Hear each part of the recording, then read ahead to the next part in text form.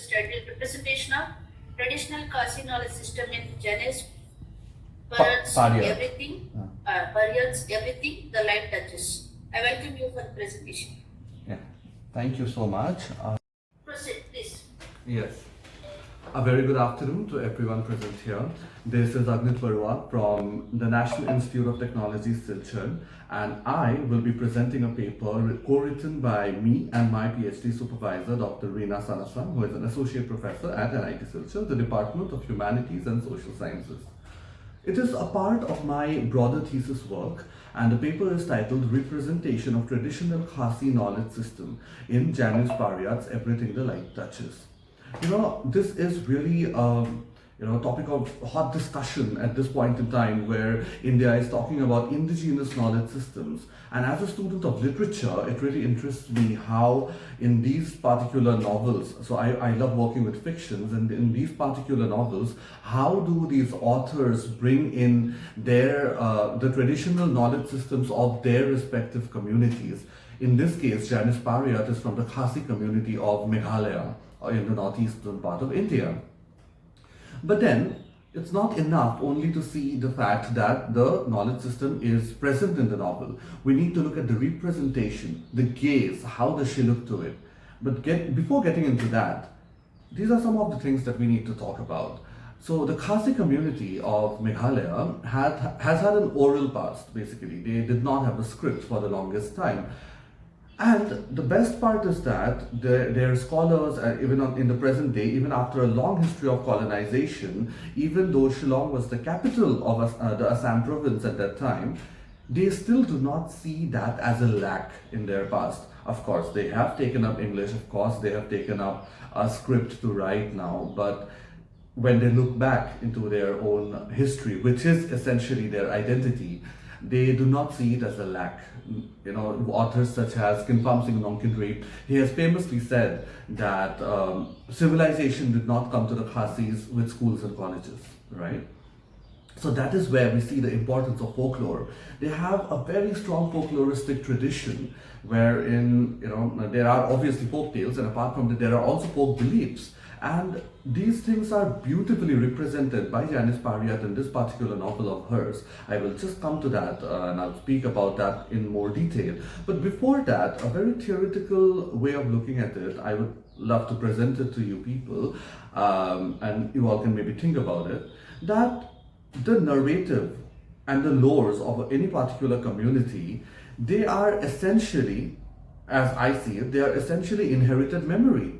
We talk about memory, we talk about public memory, about private memory, but if you think about it, all the lores, why does a community believe what it does? Why does a community do something the way it does? That is because someone in the past did it and did it for a reason, and that knowledge has been passed on through generations, right? A mother tells her daughter, her daughter tells it to her granddaughter, and if somewhere someone forgets to tell it to the next generation, it is lost. That idea is lost, right? So it is basically inherited memory. On the other hand, obviously, there are the Aryan traditions of India, wherein we have everything written, we have everything codified in the Vedas, in the Manusmriti, right? But in the case of these communities who have had an oral past, it is basically inherited memory. And that I think that makes it very interesting to look at it from a different angle. Now, the methods and methodology in this paper, I have used the qualitative research method, obviously, and it has been a textual analysis of the novel. The primary theoretical frameworks that I've engaged with would be myth theory of Devdutt Patnaik, wherein he says that myths are basically an extension of reality, and they are just symbolic stories with which, if we analyze them, we can understand the reality of a particular people. Then there is Tribalography by Leon Ho, who says that when native tribal writers write, they do not write a linear story as is found in the Western tradition. It is a collaboration between the past, present, and the imagined future, and that is how our communities function, the communities in India, and especially the tribal communities, right?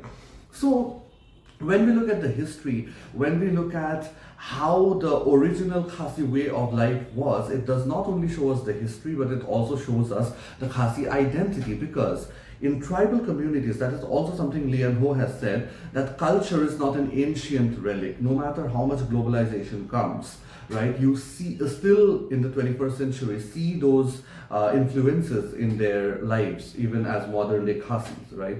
And finally, I have engaged with palimpsest history. Now, coming to the analysis very quickly, finding indigenous knowledge systems in the novel, everything the light touches. The novel is primarily a narration of Shai's, the character Shai's journey to her caretaker's village. She had a caretaker when she was young, and that caretaker is ill suddenly. Shai has come back from Delhi. She was working there to Shillong, and then again she, takes a journey to a village in the interiors of Meghalaya. The travel is through space, but when you read it, it also seems like it is a travel through time, right? Because the landscape changes way too much and it takes way too much time to get there. Although Meghalaya's breadth is not that much, and you can reach Shillong to Dauki in 3 hours originally, right?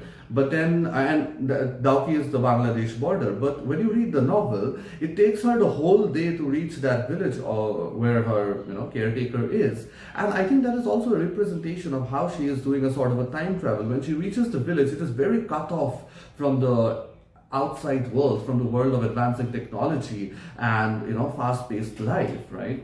So the people there, they are still living in the original Khasi way of life. So that seems like a time travel too, right? So the gaze and the representation, like I had already said, it's not enough to see that the novel has these elements. We have to see how is Pariyat looking at it. This paper and in my entire thesis, it is very much it's specific to Janice Pariyat, how she sees something, what is her voice.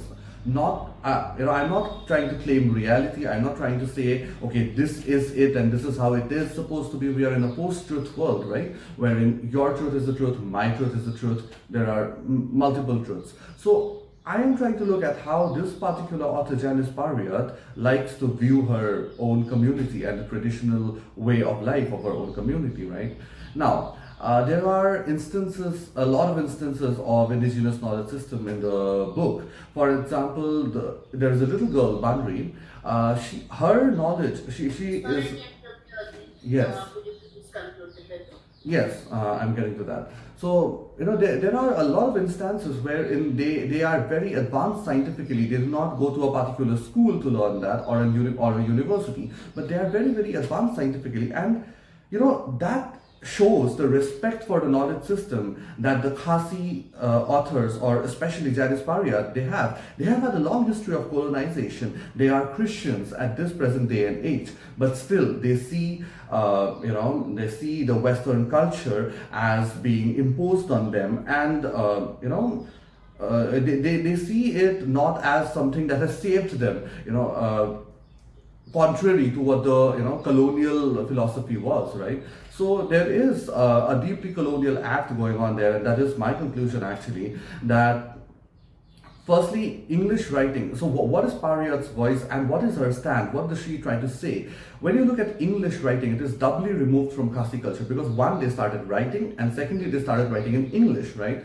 But then again, she has Khasiized English. Pariyat has not conformed to the rules of the English language, and she has not italicized her Khasi words. She expects the reader from the US or the UK to understand what a Jainsem, for example, is, just as we do the hard work and try to understand what a hamburger is, right? And that is something that Janice Pariyat has also spoken about in multiple interviews. So she has Khasiized the English, and she has made it absolutely her own. So there is a deeply post-colonial act going on here, that she owns it and she will speak in that language back to the empire. And that is what happens with the representation of the folklore of the Khasis in this particular novel. So thank you so much. This is all I had to say. Yeah. Thank you, Agnidh. Thank you for the one insightful presentation. Your paper offers a compelling explanation of how Janice Pariyat's Everything in the Light Touches engages with the traditional Khasi knowledge system, particularly the way indigenous ecological wisdom, oral traditions, and community practices are woven into the narrative. What stands out in our analysis is something that becomes a powerful medium for preserving and forwarding indigenous epistemologies that are often marginalized in mainstream discussion. Thank you once again for the insightful presentation. Thank you. We'll take the questions at the end. Okay. Thank you so much. Thank you for the space.